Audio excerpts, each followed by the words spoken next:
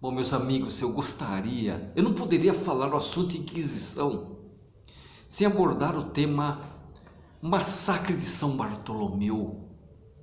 Vou tentar fazer em 2 vídeos. Foi uma noite fatídica. Nós vamos entender por que houve esse massacre, o massacre de São Bartolomeu.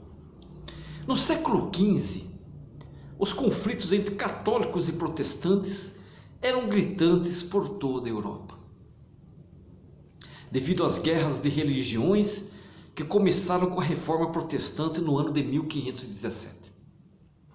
A Inquisição atuava a todo vapor, exterminando os considerados pecadores e hereges por não adorarem o dogma católico. A Igreja e a monarquia comandavam o território francês, a Igreja e a monarquia. Desta forma, para tentar resolver esta situação, decidiram unir 2 figuras importantes, seguidoras de crenças distintas, por meio de um casamento, que na verdade foi um acordo político e de paz. E assim o fizeram. Henrique, rei de Navarra, e autoridade máxima dos huguenotes. Os huguenotes eram os protestantes. Se casou com Margarida Valois, que era princesa da França e filha de Catarina de Médici. Vocês devem ter ouvido muito. A cerimônia e a festa ocorreram ao lado da famosa Catedral de Notre-Dame, em um palco sobre o rio Sena, construído especialmente para a comemoração, já que o noivo, por ser protestante, eles não podiam entrar na Igreja Católica. Pela primeira vez em uma celebração, estiveram presentes de católicos e protestantes, centenas, o que demonstrava que a paz havia dominado a região. No entanto, dias depois do casamento,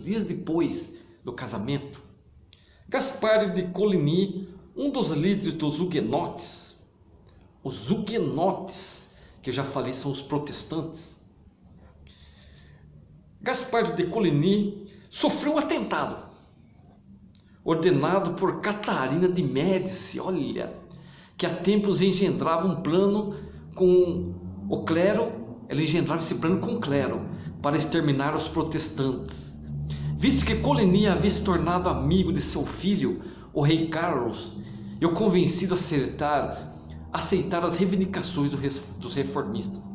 Como ela tinha receio de que os protestantes tomassem seu reinado, e a igreja por sua vez não queria perder a sua supremacia e autoridade na região, tanto ela, Catarina de Médici, como o clero, resolveram uma rebelião, fizeram fazer o quê? Eliminar Coligny e os protestantes. O que Catarina não esperava é que o rei fosse ficar possesso ao descobrir o atentado ao seu amigo e decidir caçar o culpado. Ele decidiu caçar o culpado. Como o contexto dos acontecimentos foi modificado, Catarina obrigou seu filho Carlos a exterminar quem? Gaspar de Coligny e todos os seus seguidores, devido ao fato de seu reinado estar em jogo. O rei não teve alternativa a não ser acatar a ordem de sua mãe e caçar o amigo e todos os demais que cultuavam seus ideais. E assim teve início a saga da matança no território francês. Essa matança foi no território francês. Começou em 24 de outubro de 1572, no dia de São Bartolomeu, com o assassinato de vários líderes protestantes, inclusive de Coligny, que teve sua cabeça decepada e enviada ao Papa Gregório XIII, o qual mais tarde expediu ao rei a condecoração da Rosa de Ouro, um ornamento em ouro, matizado de vermelho e uma medalha com a frase Hugonotorum Estrages, 1572, queria dizer mortes aos huguenotes. Ilustrada com um anjo segurando uma cruz e uma espada perto dos protestantes mortos. O Papa ainda encomendou um hino cristão. Um hino cristão, sabia? O Te Deum, para ser cantado em ação de graças. Tais ações comprovaram, sem sombra de dúvidas, que realmente a Igreja Católica aprovou o massacre de São Bartolomeu. De acordo com os registros históricos da época, os católicos deram continuidade à matança desenfreada até meados de outubro de 1572 e passaram deixando rastro de terror e de sangue por 12 cidades francesas, entre elas Toulouse, Bordeaux, Lyon, Bourges, Rouen e Orleans. Cerca de 70 mil pessoas foram mortas. 70 mil pessoas foram mortas no massacre de São Bartolomeu, sendo que dessas 3 mil foram exterminadas no dia 24 de agosto.